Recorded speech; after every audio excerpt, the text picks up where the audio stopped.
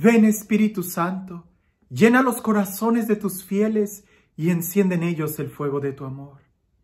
Envía, Señor, tu Espíritu y todo será creado y se renovará la faz de la tierra.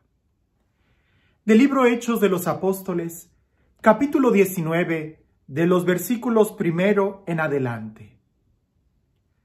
Mientras Apolo estaba en Corinto, Pablo atravesó las regiones altas y llegó a Éfeso, donde encontró a algunos discípulos.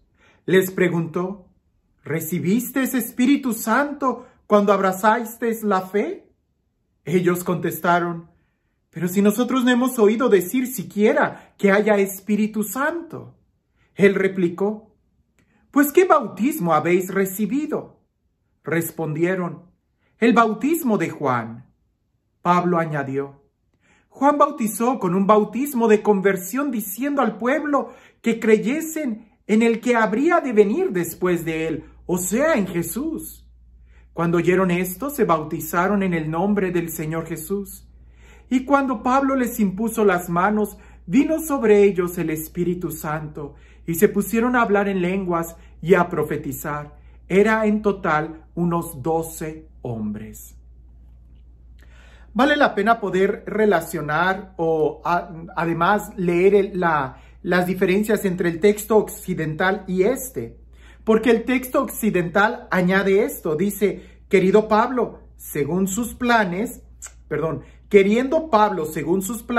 ir a Jerusalén, el Espíritu le dijo que se volviera a Asia. Atravesó, pues, y ya llegó a estos lugares.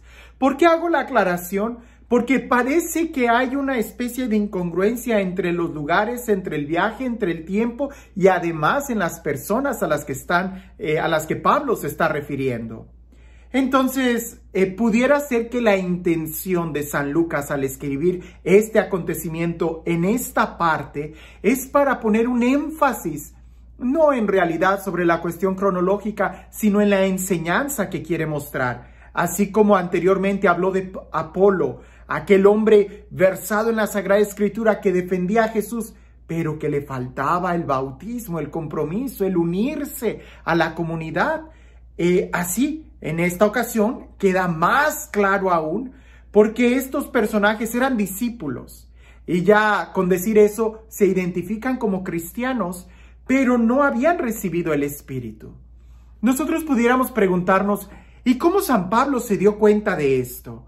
Bueno, pues porque hay una gran diferencia entre aquel que es movido por el Espíritu y entre aquel que se esfuerza por vivir bien. Son dos movimientos diferentes y el cristianismo no es únicamente y exclusivamente esfuerzos humanos por querer vivir bien, como si la motivación fuera de fuera, como si la motivación fuera aquella utopía que nosotros quisiéramos alcanzar. No es así. El cristianismo es y debe ser además un impulso interior, un deseo de querer vivir de acuerdo a la ley de Dios. No es que se imponga de fuera. Por eso la diferencia y el contraste que se pone entre el bautismo de Juan, que era un bautismo de conversión, es decir, un bautismo de intención, un bautismo de cambiar de vida, y el bautismo de Jesús, que es prácticamente un nuevo nacimiento, toda una transformación, no solo exterior en las acciones, sino además interior en los deseos e intenciones que buscamos.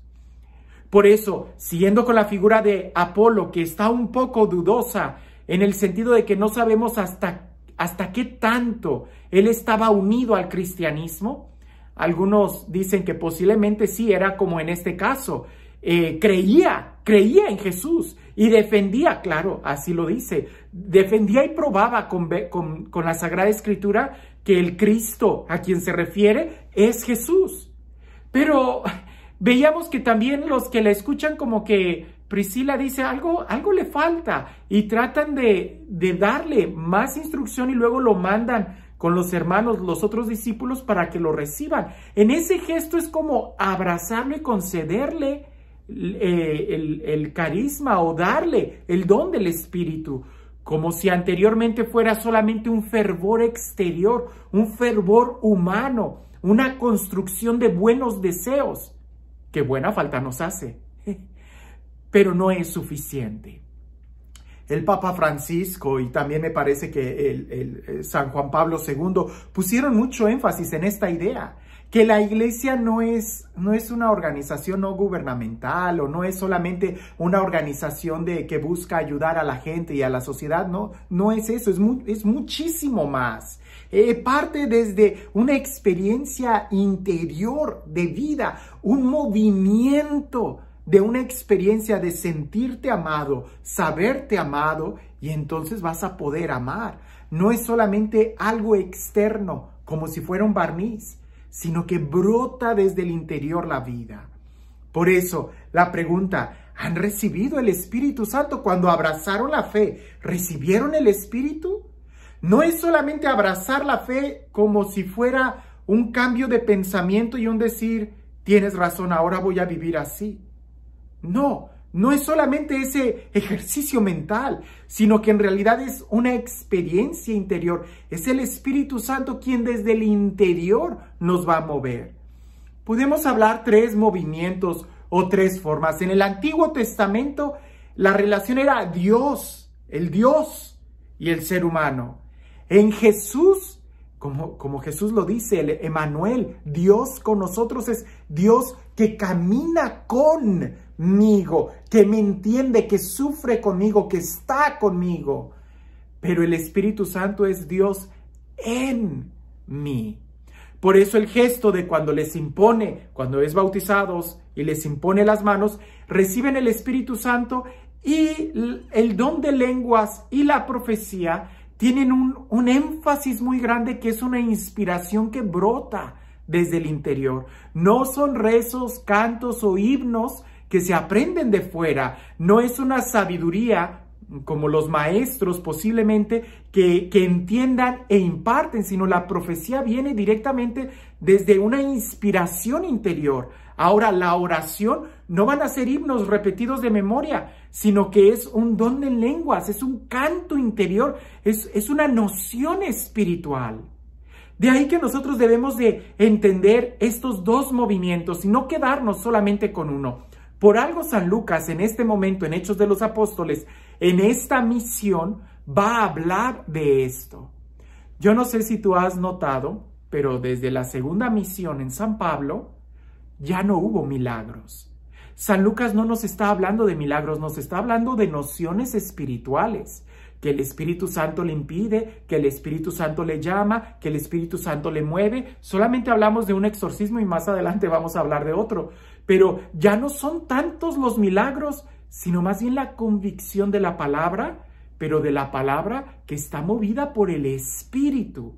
Por eso, meditar la situación de Apolo y estos discípulos en este momento es también como para nosotros el ver y el entender que la vida espiritual, que la vida del cristiano no son ni en los milagros exteriores, como tampoco es en la instrucción o en la voluntad exterior, sino que principalmente es de un movimiento interior, que no se debe de quedar solamente en un movimiento interior como emocional, no, sino que es una experiencia profunda que lleva consigo un cambio de vida.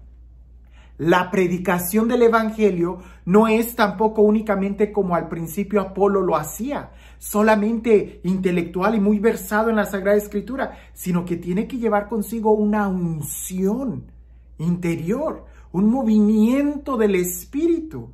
Por eso San Pablo les dice, y ustedes recibieron el Espíritu Santo, y aquellos le responden, ni siquiera sabíamos que existía.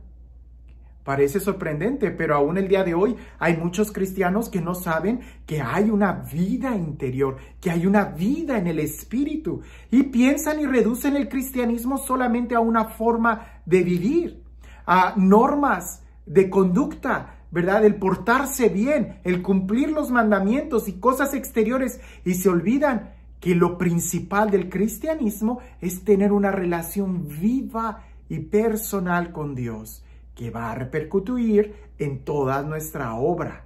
Por eso, preguntas que nos pudiéramos hacer para reflexionar en este texto sobre nuestra vida es: mi vida cristiana la vivo únicamente como propósitos externos de vivir bien? ¿O si estoy siguiendo la noción interior del Espíritu? Si estoy siguiendo la voz del Espíritu que desde mi interior me mueve. Por eso la oración va a ser algo muy importante. El gesto de ser bautizados o tener que volver a ser bautizados, eso no tiene sentido el día de hoy. El día de hoy estamos recibiendo desde el principio toda la catequesis. Se te está dando el cheque completo. Lo que tú tienes que hacer es cobrar el cheque y no esperar a que te den otro. Así pudieras recibir 1000 cheques, de nada sirve si no los cobras.